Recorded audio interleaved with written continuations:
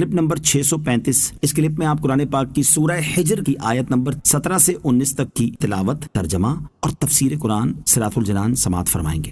بسم اللہ الرحمن الرحیم۔ ترجمہ، اللہ کے نام سے شروع جو نہایت مہربان رحمت والا ہے۔ وَحَفِظْنَاهَا مِن كُلِّ شَيْطَانٍ رَّجِيمٍ إِلَّا مَنِ اسْتَرَقَ السَّمْعَ فَأَتْبَعَهُ شِهَابٌ مُّبِينٌ۔ ترجمہ، اور اسے ہم نے ہر شیطان مردود سے محفوظ رکھا، البتہ جو چوری چھپے سننے جائے تو اس کے پیچھے ایک روشن شعلہ پڑ جاتا ہے۔ وَحَفِظْنَاهَا، اور اسے ہم نے محفوظ رکھا۔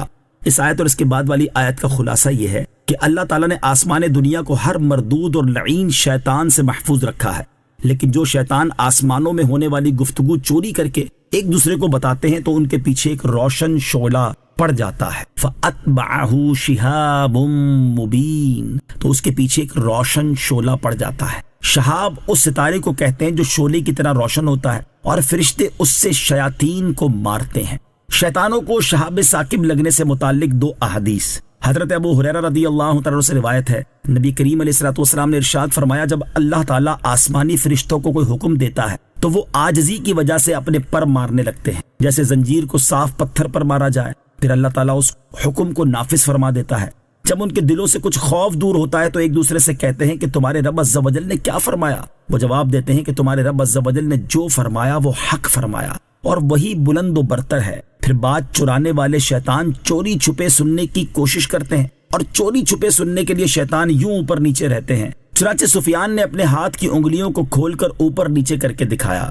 بعض اوقات تو ایسا ہوتا ہے کہ سننے والے شیطان کو چنگاری جا لگتی ہے اور وہ جل جاتا ہے اس سے پہلے کہ وہ بات اپنے ساتھ والے کو بتائے، اور بعض اوقات چنگاری لگنے سے پہلے وہ اپنے نزدیک والے شیطان کو جو اس کے نیچے ہوتا ہے بتا چکا ہوتا ہے، اور اس طرح وہ بات زمین تک پہنچا دی جاتی ہے۔ پھر وہ جادوگر کے منہ میں ڈالی جاتی ہے۔ پھر وہ جادوگر ایک کے ساتھ 100 جھوٹ اپنی طرف سے ملاتا ہے۔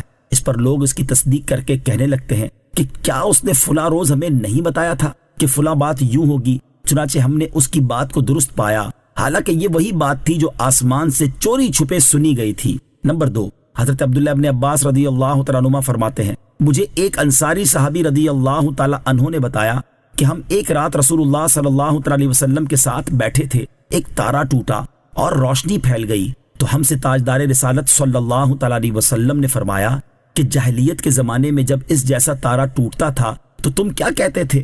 ہم نے عرض کی، اللہ تعالیٰ اور اس کے رسول صلی اللہ تعالیٰ علیہ وسلم خوب جانتے ہیں۔ ہم تو یہ کہتے تھے کہ آج رات یا تو کوئی بڑا آدمی پیدا ہوا یا کوئی بڑا آدمی مرا ہے۔ نبی اکرم علیہ الصلوۃ والسلام نے ارشاد فرمایا، یہ تارے نہ تو کسی کی موت کے لیے مارے جاتے ہیں نہ کسی کی زندگی کے لیے، لیکن ہمارا رب عز و جل کہ اس کا نام مبارک اور بلند ہے، جب کسی چیز کا فیصلہ کرتا ہے تو عرش اٹھانے والے تسبیح کرتے ہیں، پھر آسمان والوں میں سے جو ان کے قریب ہیں وہ تسبیح کرتے ہیں، حتیٰ کہ تسبیح کا یہ سلسلہ اس دنیا کے آسمان والے فرشتوں تک پہنچ جاتا ہے۔ پھر عرش اٹھانے والے فرشتوں کے قریب والے ان سے پوچھتے ہیں کہ تمہارے رب عز و جل نے کیا فرمایا، وہ انہیں خبر دیتے ہیں۔ پھر بعض آسمان والے بعض سے خبریں پوچھتے ہیں، حتیٰ کہ اس آسمان دنیا تک خبر پہنچ جاتی ہے تو جنات ان سنی ہوئی باتوں کو اچک لیتے ہیں اور اپنے دوستوں تک پہنچا دیتے ہیں۔ ان میں سے بعض مار دیے جاتے ہیں۔ پھر کاہن جو کچھ اس کے مطابق کہتے ہیں وہ تو کچھ درست ہوتا ہے، لیکن وہ تو اس میں جھوٹ ملا دیتے ہیں اور بڑھا دیتے ہیں۔ وَالْأَرْضَ مَدَدْنَاهَا وَأَلْقَيْنَا فِيهَا رَوَاسِيَ وَأَنبَتْنَا فِيهَا مِن كُلِّ شَيْءٍ مَّوْزُونٍ۔ ترجمہ، اور ہم نے زمین کو پھیلایا اور ہم نے اس میں لنگر ڈال دیے اور اس میں ہر چیز ایک معین اندازے سے اگائی۔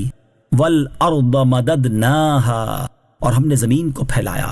اس سے پہلی آیات میں اللہ تعالیٰ کی وحدانیت کے بیان میں آسمانی دلائل دیے گئے، اور اب یہاں سے زمینی دلائل دیے جا رہے ہیں۔ چنانچہ ارشاد فرمایا کہ ہم نے زمین کو پھیلایا اور ہم نے اس میں مضبوط پہاڑوں کے لنگر ڈال دیے تاکہ وہ زمین والوں کے ساتھ حرکت نہ کرے۔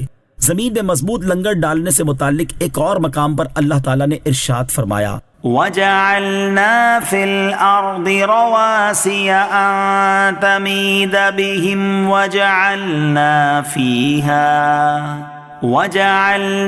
فِيهَا فِجَاجًا سُبُلًا لَعَلَّهُمْ يَهْتَدُونَ۔